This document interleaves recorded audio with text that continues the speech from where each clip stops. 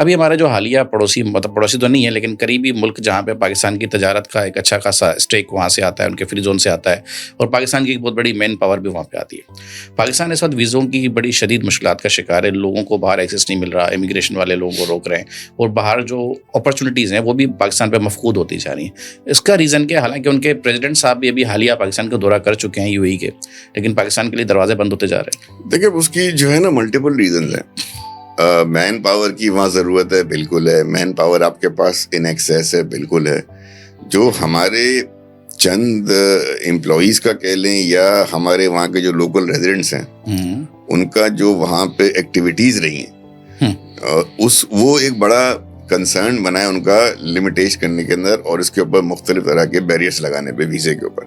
تو ٹھیک ہے، دو ریاستوں کے درمیان تعلقات ہیں، اور ابھی پریزیڈنٹ صاحب آج کل گئے بھی ہیں وہاں پر. اس سے پہلے بھی ہمارے کوئی ریاست اور ریاست کے تعلقات میں تو کوئی فرق نہیں آیا، لیکن ظاہر ہے کہ انہیں اپنے اندر اسٹیٹ کے اندر جو کچھ ہو رہا ہے، اور اگر اس میں ہمارا کوئی ایلیمنٹ انوالو ہے، اگر وہ وہاں جا کے کوئی کرمنل ایکٹیویٹیز کر رہا ہے، وہ وہاں جا کے اگر بیگنگ کر رہے ہیں، تو وہ ان کے لیے بھی امبیرسمنٹ ہے، ہمارے لیے بھی امبیرسمنٹ ہے. تو اگر اس حوالے سے ان کے کوئی کنسرنز ہیں تو پاکستانی گورنمنٹ کو اس کو ایڈریس کرنا چاہیے. اور بڑے ڈیلیگیشن آ گئے ہیں، جیسے ہم بات کر رہے ہیں، آج آپ کا پوڈ کاسٹ ریکارڈ ہو رہا ہے تو میں نے دیکھا پریزیڈنٹ صاحب ادھر ہیں، زرداری صاحب، میں نے دیکھا ہمارے انٹیریئر منسٹر محسن نقوی صاحب وہاں موجود ہیں، اور یقیناً فارن آفس کا کوئی نہ کوئی نمائندہ ہوگا، تو یہ ایشو یقیناً وہاں ٹیبل ہوگا اور اس پہ بات چیت ہوگی. لیکن ہمیں اپنا دیکھیں دوسرا کیا کر رہا ہے نا،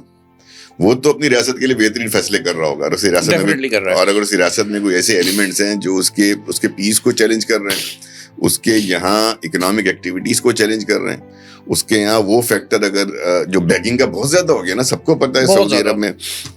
تو یہ اگر وہ یہاں سے لوگ ویزے لے کر جائیں اور سڑک پر بھیک مانگیں تو ہمارے اپنے لیے بھی امبیرسمنٹ کی بات ہے.